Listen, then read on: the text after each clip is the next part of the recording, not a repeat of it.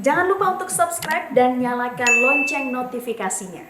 Pemirsa, usai melakukan pendalaman di TKP serta memeriksa Barada Eliezer, Komnas HAM menyebut dugaan obstruction of justice kini semakin menguat.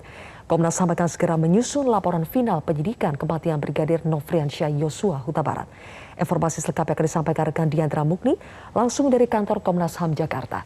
Diandra, apa hasil temuan terbaru dari Komnas HAM terkait kasus kematian Brigadir Yosua?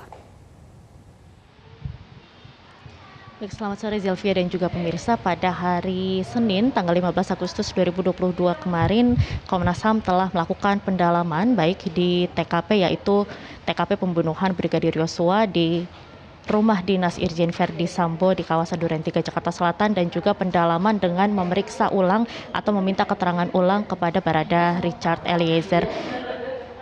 Pemeriksaan atau pendalaman tersebut dilakukan secara bersamaan, yaitu pada pukul 15.00 waktu Indonesia Barat, di mana untuk pendalaman di TKP ini dihadiri langsung oleh Komisioner Komnas HAM, yaitu BK Ulung Hapsara dan juga Khairul Anam. Sementara itu untuk pendalaman yang dilakukan terhadap Barada Eliezer ini dilakukan hanya dengan tim penyelidik independen saja.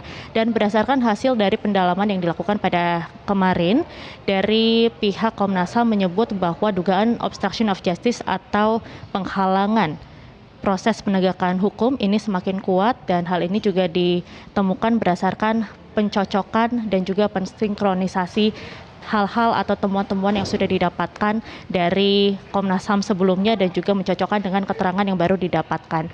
Sementara itu dari pihak Komnas HAM juga menyebut bahwa setelah melakukan tinjauan atau pendalaman di TKP, Komnas HAM tidak menemukan adanya indikasi penganiayaan terhadap Brigadir Yosua. Namun hal ini tentunya masih harus dipastikan dengan melihat dari hasil otopsi kedua dari Brigadir Yosua yang mana saat ini masih dalam proses.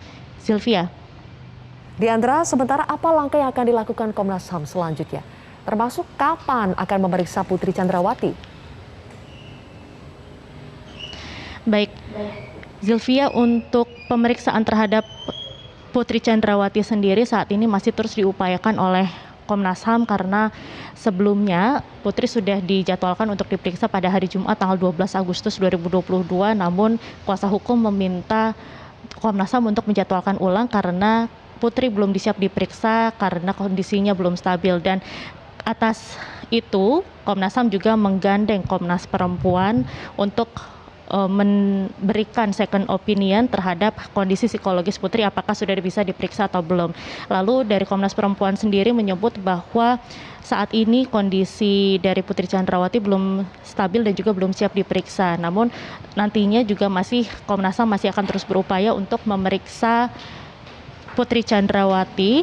Namun untuk tanggal pastinya ini kami juga belum mendapat konfirmasi.